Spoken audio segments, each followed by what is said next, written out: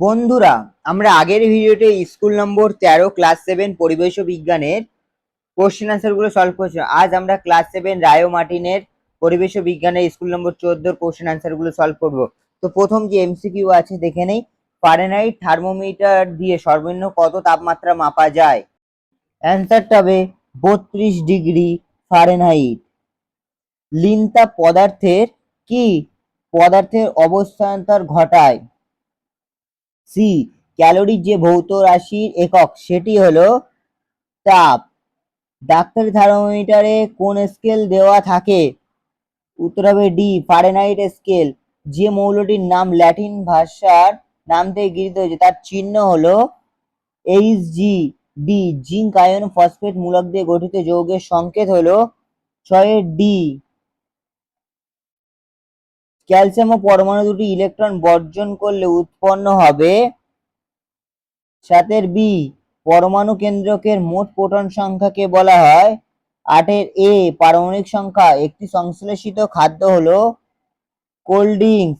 লিগামেন্টে উপস্থিত প্রোটিনটি হলো collagen. Vitamin D এর অভাবজনিত রোগ হলো বি রিকেট। হলুদ রঙের লাড্ডুতে যে ক্ষতিকারক কৃত্রিম রং থাকে তা হলো কি? Metanil yellow. ইয়েলো 12 এ। আচ্ছা, এবারে গ্রুপ বি এর কোশ্চেন গুলো সলভ করবো। বলছি একটি থার্মোমিটারের সাহায্যে সবচেয়ে কম উষ্ণতায় -10 ডিগ্রি একক এবং সবচেয়ে বেশি উষ্ণতায় 190 ডিগ্রি একক মাপা হয়। ওই থার্মোমিটারে 1 ডিগ্রি এককে মোট কয়টি ঘর পাওয়া যাবে? অ্যান্সারটি হবে এই যে এইটা হলো অ্যান্সার। 190 থেকে সবচেয়ে কম উষ্ণতা, বেশি উষ্ণতা থেকে কম উষ্ণতাটা বিয়োগ করো, তাহলে 190 আছে বেশি উষ্ণতা, মাইনাস কম উষ্ণতা কত? -10। তাহলে মাইনাস মাইনাসে প্লাস, 190 আর 10 যোগ করে 200। পরের কোশ্চেন, পদার্থের অবস্থা পরিবর্তনের সময় পদার্থের কি অপরিবর্তিত থাকে? উত্তর হবে উষ্ণতা। উত্তরটা হবে উষ্ণতা। ডাক্তারি থার্মোমিটারে উষ্ণতা নির্দেশক তরল হিসাবে ড্যাশ ব্যবহার করা হয়। উত্তর হবে পারদ। উত্তর হবে পারদ। ফেরাস যৌগের থেকে ফেরিক যৌগের আয়রন যোজ্যতা কম, ঠিক না ভুল? ভুল। অ্যালুমিনিয়াম অক্সাইড যৌগের দুটি Al3+ আধানের জন্য কতগুলো অক্সাইড আয়ন দরকার যাতে আধান শূন্য হয়? সেটা হবে 3টি। এক ব্যক্তি রাতে কম দেখতে পাচ্ছে, তাকে তুমি কোন জাতীয় খাবার বেশি করে খাওয়ার পরামর্শ দেবে? ভিটামিন। তাকে তুমি ভিটামিন এ জাতীয় খাবার বেশি করে দেবে।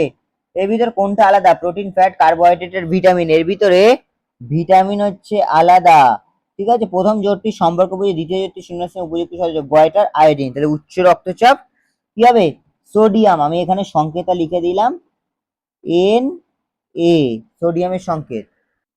এবার আমরা গ্রুপ সি এর কোশ্চেন গুলো দেখবো। বলছে মাটির চেয়ে জলের আপেক্ষিক তাপের মান বেশি। এক নির্দিষ্ট পরিমাণ জল ও মাটিতে সমপরিমাণ তাপ দিলে কোনটি উষ্ণতা বেশি হবে এবং কেন? ধরে নাও দুটি ক্ষেত্রে প্রাথমিক উষ্ণতা একই আছে। উত্তরটা হবে বস্তুর ভর, বস্তুর উপাদান, বস্তুর বৃদ্ধি, উষ্ণতা বৃদ্ধি বা হ্রাস। বস্তুর ভর, বস্তুর উপাদান, উষ্ণতা বৃদ্ধি বা হ্রাস। 3-1 অথবার কোশ্চেন, কোন বস্তুর গৃহীত বা বর্জিত তাপের পরিমাণ কোন বিষয়ের উপর নির্ভর করে? এসআইতে তাপের একক লেখো। এই যে 3-1 দাগ, এটা আমি আগেরটা ভুলবশত এইটা লিখে ফেলেছি। আগে যেটা দেখালাম ওটা অ্যান্সার হবে না। অ্যান্সারটা হবে এইটা, সমপরিমাণ তাপ দিলে মাটির উষ্ণতা বেশি হবে, কারণ মাটির আপেক্ষিক তাপ জলের চেয়ে অনেক কম। কোনো বস্তুর আপেক্ষিক তাপ কম হলে সেটি দ্রুত গরম হয়। তোমরা এখান থেকে এই পর্যন্ত লিখে নেবে। পরের কোশ্চেন আছে কোনো বস্তুর গৃহীত, মানে অথবার কোশ্চেনটা, সেটার অ্যান্সার হবে এইটা। ঠিক আছে, এই বস্তুর ভর, বস্তুর উপাদান, উষ্ণতা বৃদ্ধি বা হ্রাস। আর এসআইতে এর একক হচ্ছে, তাপের একক হলো জুল। এসআইতে তাপের একক জুল। জলে ভেজা গায়ে দাঁড়ালে তোমার ঠান্ডা লাগে, তবে জলে ভেজা গায়ে ঘূর্ণায়মান পাখার তলায় দাঁড়ালে তোমার আরো বেশি ঠান্ডা লাগে, কেন?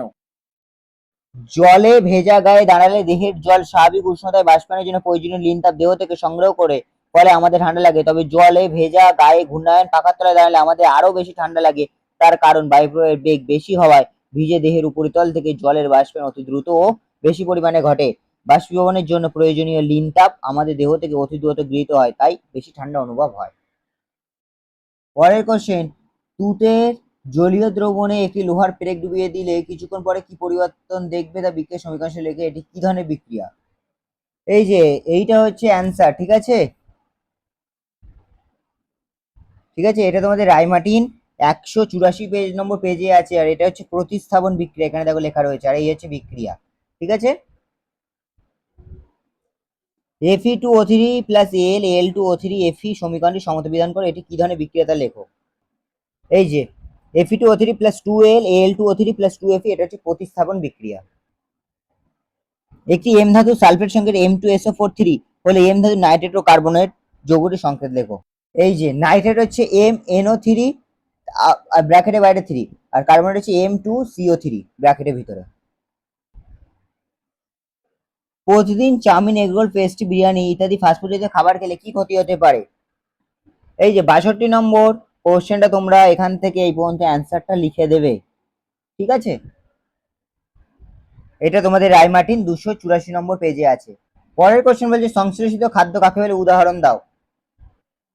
এই যে সংশ্লেষিত, এটা তোমাদের 18 নম্বর দাগের কোশ্চেন, এখান থেকে এই পর্যন্ত লিখে দেবে, এটা তোমাদের রায়মার্টিন 284 নম্বর পেজে আছে। কোয়াশিয়রকার রোগ কেন হয়, মানে কারণ, এই রোগের কি কি লক্ষণ দেখা যায়।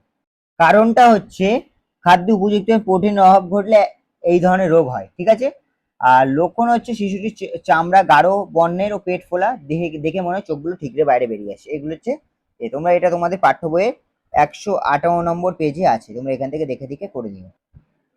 বন্ধুরা আজকের ভিডিওটা এই পর্যন্ত। যদি ভিডিওটা ভালো লেগে থাকে তাহলে অবশ্যই লাইক কমেন্ট সাবস্ক্রাইব করে দিও। পরের ভিডিও দেখা হচ্ছে স্কুল নম্বর 15 পরিবেশ ও বিজ্ঞানের ক্লাস 7 এর ভিডিও নিয়ে।